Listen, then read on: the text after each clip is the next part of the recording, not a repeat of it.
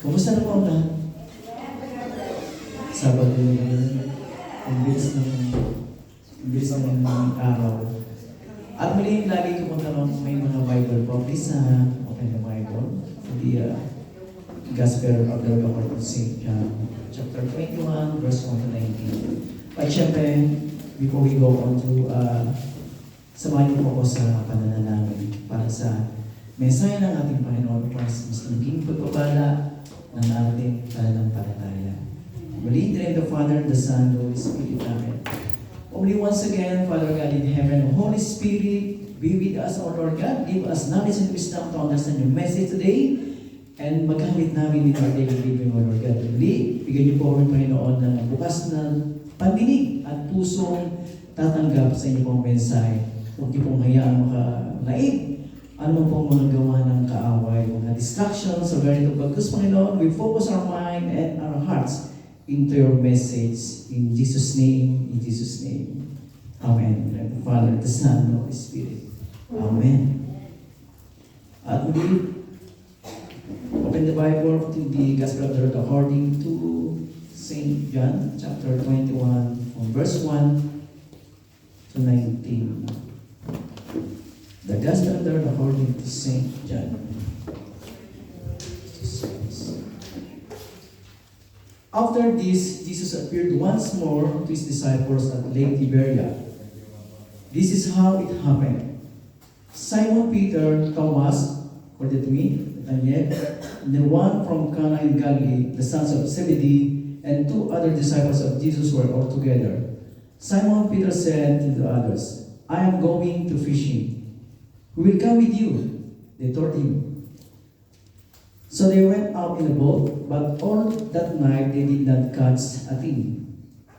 As the sun was rising, Jesus stood at the water's edge, but the disciples did not know that it was Jesus. Then he asked them, Young men, haven't you caught anything? Not a thing, they answered. He said to them, Throw your net out on the right side of the boat, and you will catch some. So they threw the net out and could not pull it back because they had caught so many fish. The disciples whom Jesus loved said to Peter, It is the Lord. When Peter heard that it was the Lord, he wrapped his outer garment around him, for he had taken his clothes off, and jumped into the water. The other disciples came to shore in the boat, pulling the net full of fish. They were not very far from the land, about 100 meters away. When they stepped ashore, they saw a charcoal fire. There were fish on it and some bread. Then Jesus said to them, Bring some of the fish you have just caught. Simon Peter went aboard and dragged the net ashore for big fish, 153 in all. Even though there were so many, still the net did not fill. Jesus said to them, Come and eat. None of the disciples dared ask him, Who are you? because they knew it was the Lord. So Jesus went over, took the bread, and gave it to them. He did the same with the fish. This then was the third time Jesus appeared to the disciple after he was raised from death. After they had eaten, Jesus said to Simon Peter, Simon, son of John, do you love me more than these others do? Yes, Lord, he answered. You know that I love you. And Jesus said to him, take care of my lambs. A second time Jesus said to him, Simon, son of John, do you love me? Yes, Lord, he answered, you know that I love you. And Jesus said to him, take care of my sheep. A third time Jesus said, Simon, son of John, do you love me? Peter became sad because Jesus asked him the third time, do you love me? And so he said to him, Lord, you know everything, you know that I love you. Jesus said to him, take care of my sheep. I am telling you the truth. When you were young, you used to get ready and to go anywhere you wanted to. But when you are old, you will stretch out your hands and someone else will tie you up and take you where you don't want to go. In saying this, Jesus was indicating the way in which Peter would die and bring glory to God. Then Jesus said to him, follow me. Brothers and sisters, the gospel of the Lord. Praise to you, Lord Jesus Christ. Muli, palakpakan natin ang Panginoon Diyos. Ang ating Kristo Panginoon, ang laging nagpapalakas sa ating lahat. Makabuo na po tayo. Pero lang po sa mga. Hindi mo kasi ngayon, kumusta ang dami pinagpalakan. Anyway, lahat ng po tayo pinagpalakan. Pag-isip ka na ngayon ng umaga, pagbuka ng ating mata, pagbuka natin ng mata, paghinga natin, the first food, yung atin yung sinasabi nga paghinga. Unang hininga na namamalaya natin. Kasi habang tayo natutulog, we didn't know ano yung nangyayari. Wala tayong kamalayan. Except mga nananigilip, may pinapahuhot. Ang mabigat, meron hindi nagigising. Yun ang masaklap dun eh. Masaklap kung minsan para sa atin kasi lalo na pag may pumapanaw na mahal sa buhay na hindi naman natin inaasahan. Pero yun yung plano ng Diyos sa atin. Kasi sa kumbaga sabi nga, sinong duda, pinauwi na doon sa tunay na tahanan. Amen? So sabi nga sa Biblia, hindi dapat na nalulungkot. Pero hindi may iwasan hindi malungkot. Pagkamakailan lang, di ba? Our nephew passed away na hindi talaga namin walang pinakitang karamdaman kaya hindi rin napakalakas na bata. And malusog. And then yung nananahin na there is meron pala siyang karamdaman na hindi nalalaman ng mga magulang. O kahit sa amin, walang nakaalam talaga. It only God knows. Talaga. Amen? Now, ito na tayo naman. Dito sa gospel, in the gospel, nabasa dito that Peter went to fishing. He went to fishing. Pero sabi nga dito, almost whole night, he doesn't catch anything. Or kahit isa, kahit siguro dilis, wala. Amen? Pag on that situation, we're trying to catch fish. Kung fisherman tayo, ano yung ating mararamdaman? Panlulunok. Pagod. Right? Parang, what happened? Parang hindi. Samantalang siguro mga nakakalipas na araw, marami silang nakuhuling isda. But that time, wala. Kahit isa. And, ang sabi ng Panginoon, tinanong sila, have you catch anything? Nothing. Maraming mo sagot, mga nandulumo. Ano bang walang kalakas-lakas, walang kapag-apag-asa? Wala. Parang walang kabuhay-buhay. Sabay titingin doon sa dagat, sabay. Minsan ganyan tayo. Butong hininga. Pag tayo medyo upset, right? Yung bang sabay, Diyos na naman na buhay. Yung mga ganun. Ano pa naman kung kailan ako naglilingkod sa Diyos. Bakit gano'n? Ay mga gano'n. Bakit gano'n? Minsan, tanong din niya ng Diyos sa atin. Pero, ang Diyos nagtatanong, lalo na sa ating mga lingkod, in a way na how we serve the Lord. It's not just the way. Now, how we serve the Lord. Like us, servants, sa ministries, sa music ministries, dancers, core group, how we serve the Lord. How you serve me. Parang ganun ba? Pero, hindi yun ang unang itatanong sa akin ng Diyos. Pag tayo tinanong ng Diyos.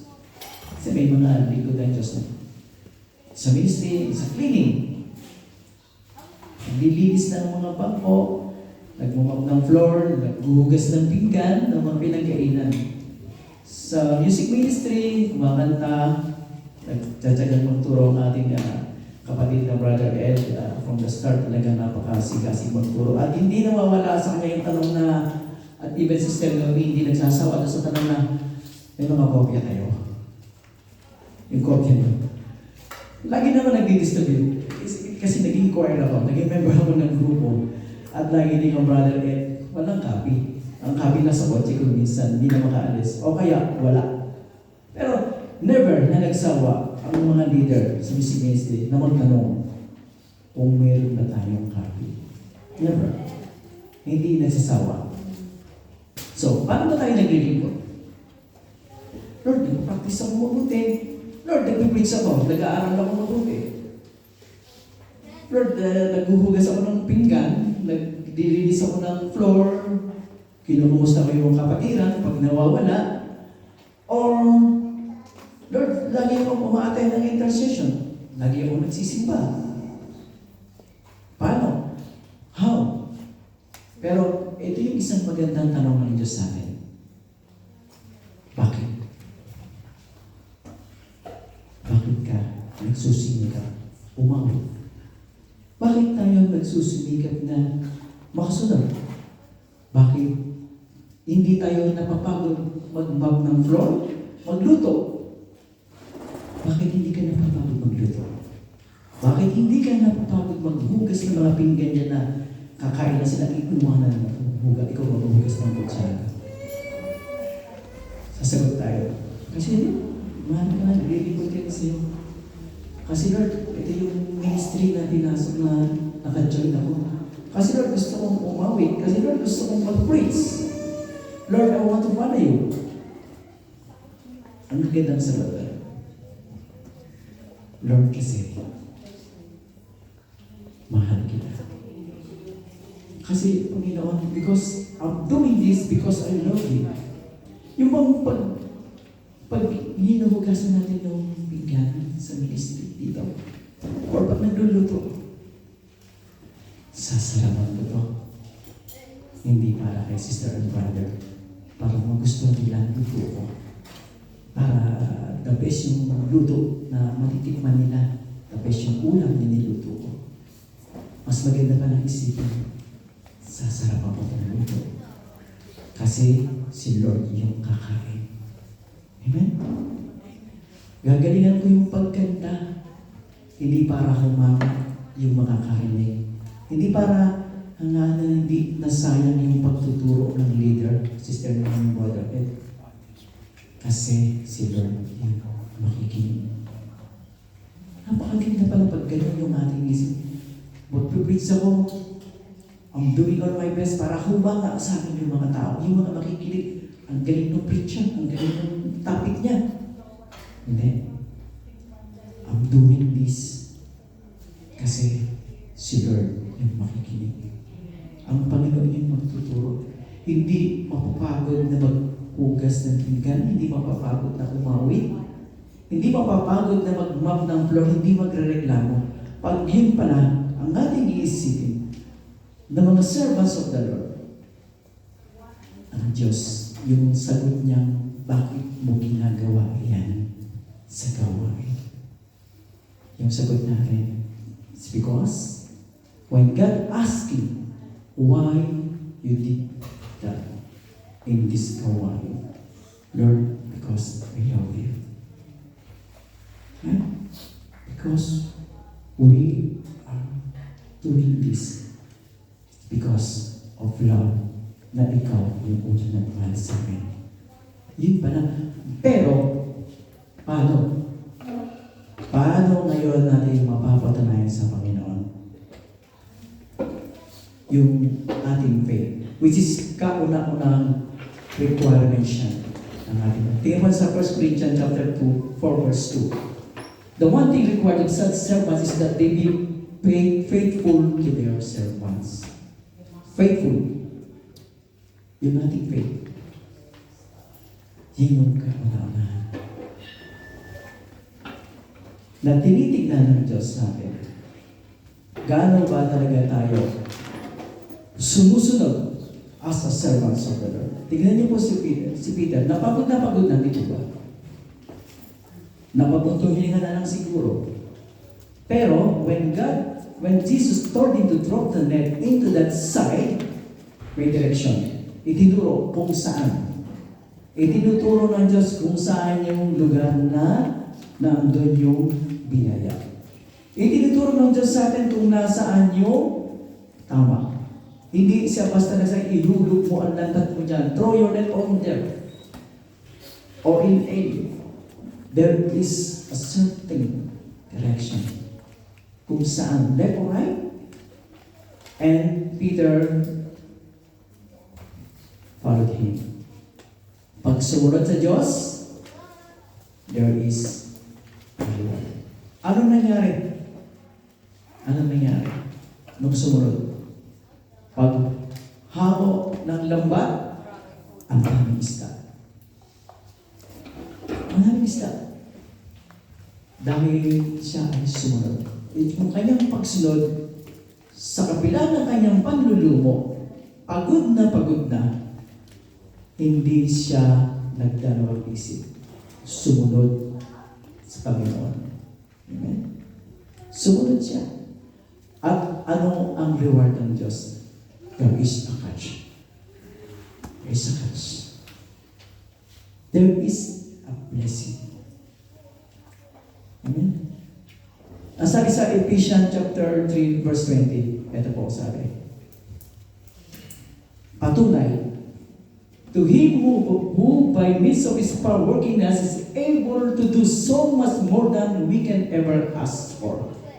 Even think of. Di po ba? Hindi nila iniisip na ganoon pala. Hindi nila mulubos maisip. Yung ang Panginoon, pag nagtrabaho sa atin, pag kumilos, He is able to do so much thing. So much, sigit pa sa inaasahan natin. Right? Ano ba meron tayo before? Pero, nang kumilos ang power ng Panginoon, nang kumilos, when God moves, when God works into our life, He is able to do anything, maliit man malaki, abundantly. Tingnan niyo po yung isda. Ang dami. Magdamag, walang nahuli. Right? Pero, pag sabi ng Panginoon, throw your net into the side of the boat. There is catch. Yung Diyos na ating pinapaniwalaan, magagawa niya ang lahat ng bagay. Walang imposible sa ating Panginoon. Nothing impossible to God. Yung hindi maibibigay ng tao, ibibigay ng Diyos. Amen? Yung mga visa na hindi ina-approval, i-approve. Amen? Yung mga trabaho na hindi maibigay, inaasahan natin, ibibigay ng Diyos through our faith in Him. Right? Hindi yan maibibigay ng preacher. Hindi maibibigay ng mga kaparian. Hindi maibibigay ng pag-attend. Ang magbibigay niyan yung nandun sa itaas. He is the one who's going to give it all. So, not the preacher, not the priest, but He is the only one who can give that all to all of us. It's only Him. It's God. He is able to do. Amen? Wala imposible sa Diyos. As long, nandun yung unang requirements. Kailangan faithful, tapat tayo sa Diyos. Paano masasabi na tapat tayo sa Diyos? Isang malaking tanong. Ang preacher nagkakamali. Ang bawat isa rin nagkakamali. God's search our hearts and our mind at yung secret motives natin. Yung motibo natin sa pagsunod sa Kanya. It is yung bang ating pagsunod para sa ating mga sarili. Amen? Para sa ating mga. Kung minsan ganito, halimbawa, doon sa singing, isa tayo doon sa, halimbawa, lead vocalist ng grupo. Biglang ilalagay ka doon sa pinakamababang posisyon ng pag-awit. Sasama ba ang loob natin? Ba't naman gano'n si bro? Ba't ako nilagay ko? Hindi naman ako. Bakit ako yun? Right? Ba? Leader ako sa dancing ministry. Sis, baka pwedeng iba naman dyan sa position mo. Are we going to get upset? Ano?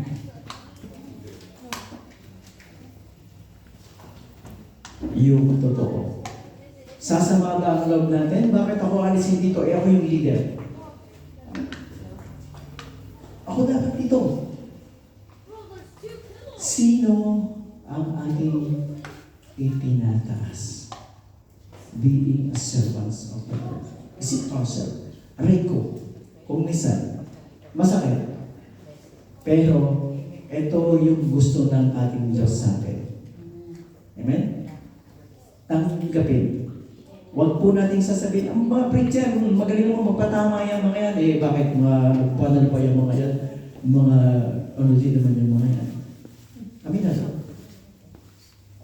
We are not in the right position to judge anyone. But we are just learning, studying what's the scriptures, or what's the meaning, or what's the message of God. Hindi naman po sa sariling kaalaman ng preacher ng gagaling. Bigla ayon po lumalabas. Ang brother Ed po, sa totoo, madalas po ako hindi na pag-aral. Pag nasabi sa akin ng Sister Lenore, bro, ikaw yung magme-message. 2 days, 3 days, sometimes. Minsan hindi ko pa alam, ako pala yung preacher. Pero salamat sa biyaya ng Panginoon. Pag sinabi ng, ang hindi ko nakakalimutan ng turo ng isang maestro, bro, pag empty ka, huwag mong kakalimutan tawagin ang Holy Spirit. Yun, napakabisa. Dahil natatapos ang preaching, salamat sa Panginoon, natapos ang isang oras o ilang minuto, may doon naman sana tayo napulot o natutunan o maaalala natin pag tayo lumalabas na sa pintuan ng room to. Amen? God is able to do anything na hindi natin halos malubos maisip darating pala sa buhay natin. Darating pala. Right? Ang dami na dito mga pinagpala. Isa na mong lingkod, yung lingkod. Na araw-araw na nanalangin na, Panginoon, bigay niyo na po yung visa namin. Panginoon, nananalig po ako sa inyo. Hindi niyo kami papauwi ng Pilipinas. You brought me here, hindi mo kami papauwi. Yung faith na binigay ng Panginoon, tayo po yung magpapalakas. Tayo yung mag-aalaga. Ang Diyos ang tagapagbigay, tayo din ang mag-aalaga sa atin. Kung paano natin, how we handle it. Kung paano natin iingatan sa ating mga puso yung faith na ibinigay ng ating Panginoon. Amen? Ang dami. Maraming pagkakataon na napatunayan kung gaano ka-powerful ang prayer. Yung patotoo kanina, right? Hindi inaasahan, siya pala ang gagamitin sa katekism. Iba kasi, pag siya yung nagtanong, sigurado at magtatagumpay dahil siya ang nagtanong sa ating buhay. Pag tayo ang nagpaplano sa ating buhay, madalas, bagsak. Most of the time, we are afraid because we keep believing in ourselves. Right? Ako ito eh. I'm able to do this. Skill ko to eh. Talent ko to. Hello, sino nagbigay niyan? Tatay mo? Nanay mo? Right? Yun. Nasa taas. Pero, sabi nga, bakit ito ginagawa ng Panginoon sa ating mga buhay? Bilang Ama. Iisa naman kasi yung pinatunayan ng ating Panginoon at hanggang sa ngayon, pinatutunayan pa rin sa ating lahat na bilang Ama, minamahal niya ang kanyang mga anak. At bilang mga anak naman, mamahalin naman ang ating magulang. Aray ko. Brother Ed, ba't hindi mo magawang mahalin ng tatay mo? Okay, nung last intercession, ako yung natas doon sa sharing ng Sister Eleanor. Kung paano niya i-describe yung kanyang pagnanais, yung desire ng puso na mapasaya ang kanyang ama. Ako po'y nakikinig. Sabi ko, ganun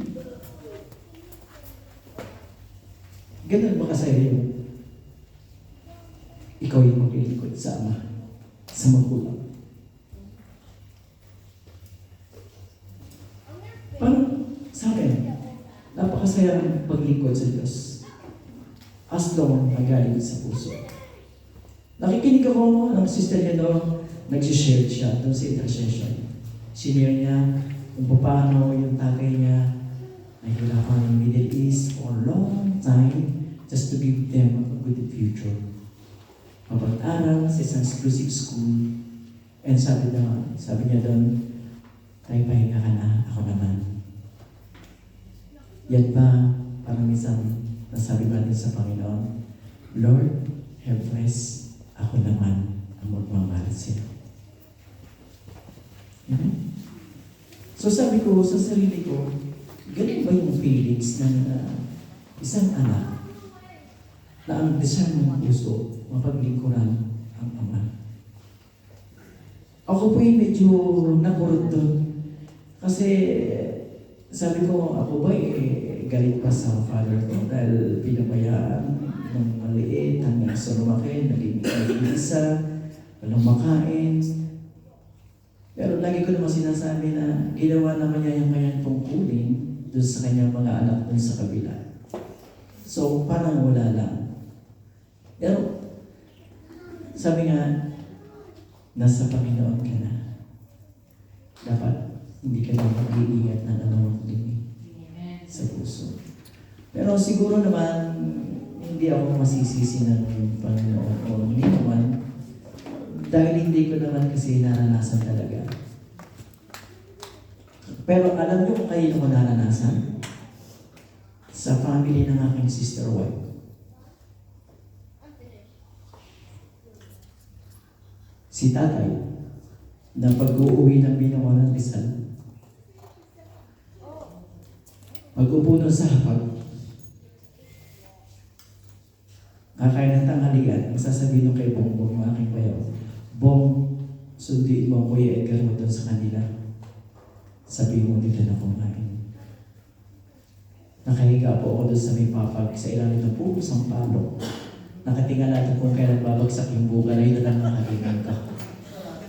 At titingin-tingin ito sa may kabilang side na kumakain naman yung mga masasaya mong kamag-anak na ang sarap ng pagkain. Ako nakahiga, nag-aantay tawagin. Ang tumawag ko ay nasa malayo. yung kapatid na natin, commander, na aking misis. Balikwas ako, siyempre kakain. Gutom. Sa kanila ko po, naranasan. Kay tatay, kay nanay, sa aking mga hipag. Kaya nung nawala sila, lungkot ko po. Bukod doon, pagkaaway ko yan, sila kakapi ko, yung nanay ko, yung biyanan ko. Saan kayo nakakita? Ang biyanan, kampi doon sa manugang, hindi doon sa anak. Napaka palad ko po sa pagkakaroon ng ama na nag-aalala sa akin na hindi kakain doon sa hapag kapag wala ako. Papasundo talaga ako ng tatay. Kaya mas nalungkot ako nung si tatay ay nawala. Pero nung, ewan ko, hindi magandang pakinggan, no? When I heard that my father is already bedridden at talagang may karamdaman, parang wala, no? Pero sinerge ko sa Facebook, sinerge ko siya. Sabi ko sa miss ko, tingnan mo to. Ito ba yung bedridden? Ito mo forma. Talo pa ang ano yun, nasa kalye. Ewan ko po. Pero yun ang sinasabi ng Panginoon na kahit na ganyan ka, kahit na ganito tayo, ibibigay ko sa iyo ang nais mo. Kasi mahal kita. Kasi kailangan mo. At yun naman yung papaano naman tayo mag-pay back sa ating Panginoon. Kung papaano naman natin siya magagawa mahalin. Mula mo nung narinig ko yung kay Brother Rabi, yung tanong na yun ni Mother Teresa. Yung Lord, paano ba kita magagawa mahalin katulad ng pagmamahal mo sa akin? Hindi ko po nakakalimutan yun. At pag nagawa naman natin na mahalin natin ang Panginoong Diyos at sumunod tayo sa Kanya with all our hearts and mind and right motives, God will give us a reward. He is a rewarded God. Amen? Ibibigay niya yung reward na nais natin. Higit pa sa sapat. Amen? Higit pa sa sapat.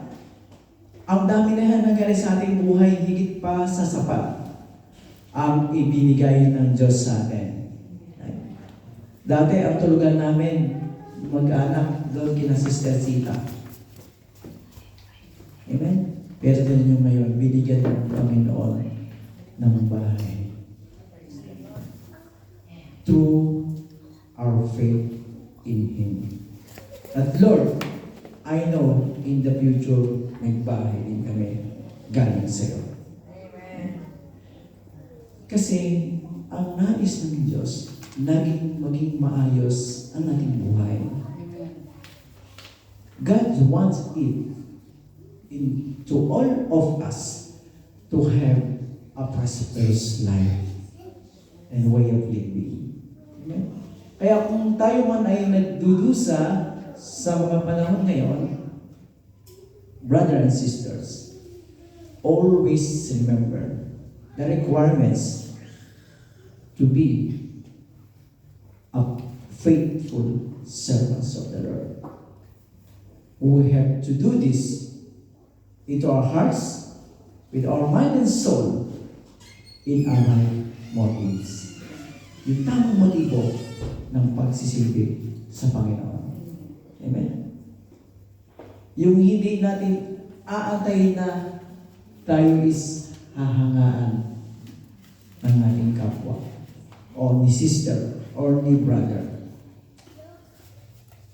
At laging tatandaan, ang pinagmumulan ng lahat ng blessing, yun nandun. Hindi po ang preacher. Amen? Sometimes we are the instrument para yung ating mga faith mas maging malakas pa. Para yung ating mga nangihinang kalooban mas maging matatag pa. To be a stronger one na nanatiling kumakapit doon sa pangako ng Diyos. Amen? Amen po ba mga kapatid?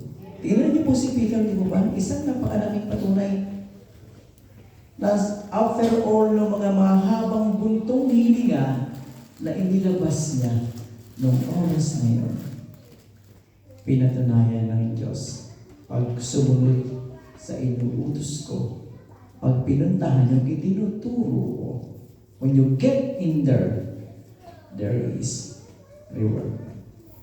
Amen? Don't do like double thinker. Huwag magdalawang isip sa pagsunod sa Diyos. Huwag magdalawang isip to attend the gawain. Gawain ba? Long drive. Every Saturday naman, nasa gawain ako eh. Long drive muna. Happy-happy naman. Amen? Fishing muna. Ano naman, madami naman dadalo doon. Hindi naman ako kawalan doon. Brothers and sisters, sometimes, hindi tayo kawalan dito. Pero, si Lord, isipin natin, tinitignan yung inuupuan natin, wala doon si Noah. Nasaan kaya? Naghahanap din ng Diyos. Nagtatanong din ng Diyos, katulad ng pagkatanong niya kay Adam and Eve, nasaan kayo? Amen? Kasi ayaw ng Diyos na mawalay tayo sa Kanya. Na kung minsan tayo ang lumalayo sa Panginoon. Amen? At laging tatandaan, ang sabi dun sa Hebrew 11:6, no one can please God without faith. For wherever comes to God must have faith that God exists and rewards those who seek Him. Amen? At sa ating pagpapagal, tingnan mo ninyo, ano po ang sabi ng 1 Corinthians 15:58? Ano man po yung ating mga ginagawa? Never wasted.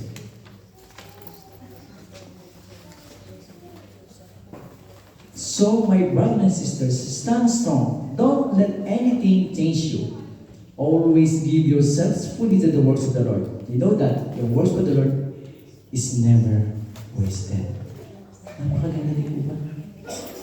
Hindi nasasayang ang ating pagsisilbi sa Panginoon.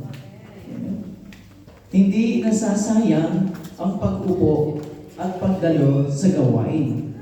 Hindi nasasayang yung pagsisikap ng ating leader sa pag-awit at pagtuturo ng pag-awit.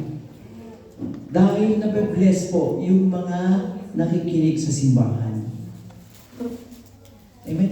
Hindi nasasayang yung ginagawa ng mga dancers dito. Hindi nasasayang yung pagmamap ng floor, yung paghuhugas ng pinggan. Hindi nasasayang yung pawisan ka na sa pagluluto. Dahil ang iisipin natin, ang kakain ay si Lord. Ang makikinig ay si Lord. Ang uupo dito sa upuan ito ay si Lord. Ang dadaan sa floor na ito ay si Lord. Amen? Walang masasayang sa ginagawa natin sa Panginoon. There is nothing that been wasted or done to waste if we did that for the Lord with all our hearts and mind. Amen? Yan po yung ating magagawa to be a servants of the Lord, to prove that we did all these things because we love God. At sana po, matandaan po natin yung iniiwang tanong ng Panginoon. Bakit? Why are you doing this? Bakit mo ginagawa ito?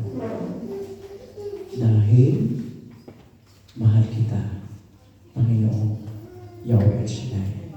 Amen? Palakpakan pa rin ang ng Diyos. At muli, mahal kita. And Lord, for that, mamahalin din kita katulad ng pagmamahal mo sa akin. Brothers and sisters, please let us stand and listen to this song.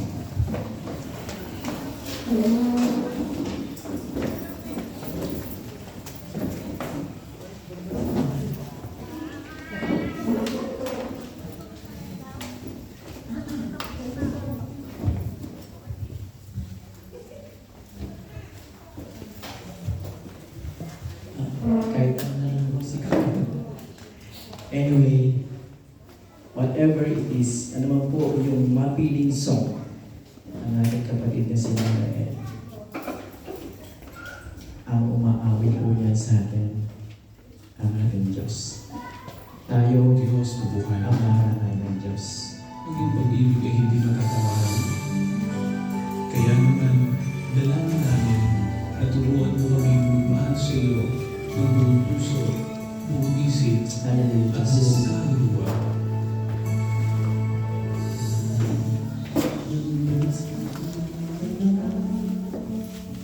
Hallelujah, Jesus.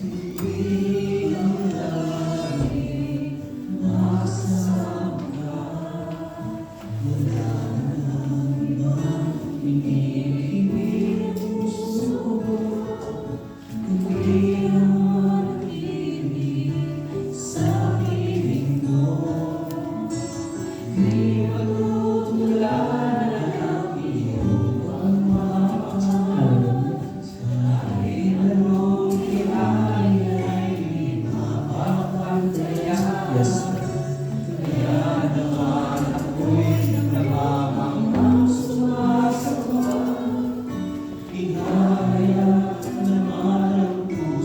Yes, Lord. Hallelujah, Jesus. Ibigin kita, aking Panginoon, ng buong puso, ng buong isip, at buong kaluluwa. Ibigin kita, aking Panginoon, ng buong puso, ng buong isip, at buong kaluluwa. Yes, Lord. Teach us, O Lord, to love you. Hallelujah.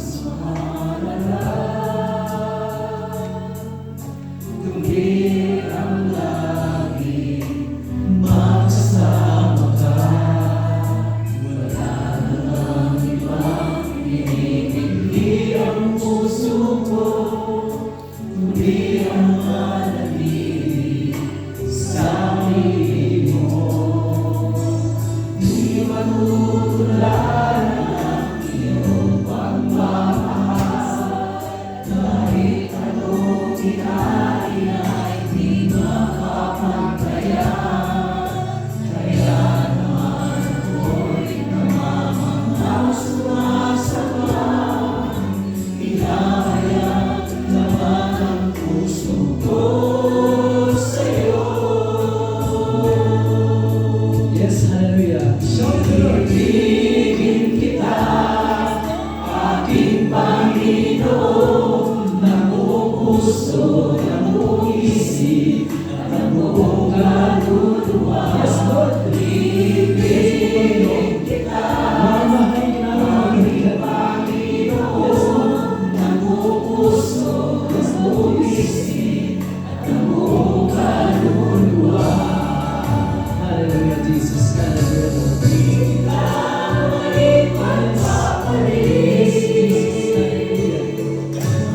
Ang bagay dito sa daigdig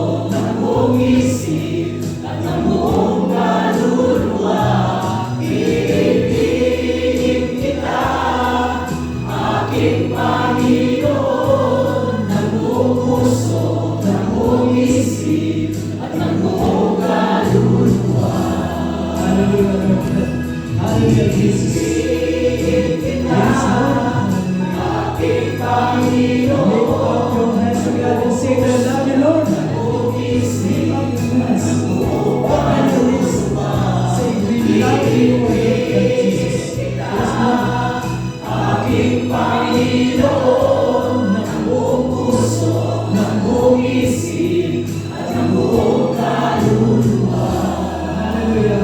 Hallelujah, Lord Jesus.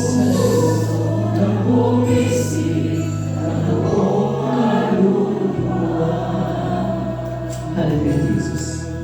Ang sarap umawit sa Panginoon. Awit na nanggagaling sa ating mga puso. Ang sarap ng awitan, Panginoon. Lord, hallelujah. Panginoon, hindi ka napagod sa haba ng mga butong hininga namin na naririnig mo, Lord. Patuloy mo kami pinagpapala. Hindi ka napapagod makinig sa aming mga hinaing dahil sa laki ng pagmamahal mo, Lord. Kaya Ama, hayaan mo naman kami naman, Panginoon, ang magbalik ng pagmamahal sa iyo. Gabayan niyo po ang bawat isama. Turuan niyo po kami kung paano ka namin magagawang mahalin. Di man katulad ng pagmamahal mo. Nawa, Panginoon, matuto kami. Ang sabi mo nga, nilikha mo kami ayon sa iyong wais. At makita ka namin, Panginoon, sa aming mga kapwa upang magawa namin mahalin ka, Lord, sa pamamagitan ng aming kapwa. Dahil ito ay yung nais, ang kami huwag mapagod. At kung kami man ay pagod na, Ama, ikaw yung nagbibigay sa amin ng kalakasan. Salamat sa Espiritong Banal na palagi mong isinasama sa aming buhay. Ama, ang mga panalangin ng aking mga kapatid, maging ng iyong lingkod. Panginoon,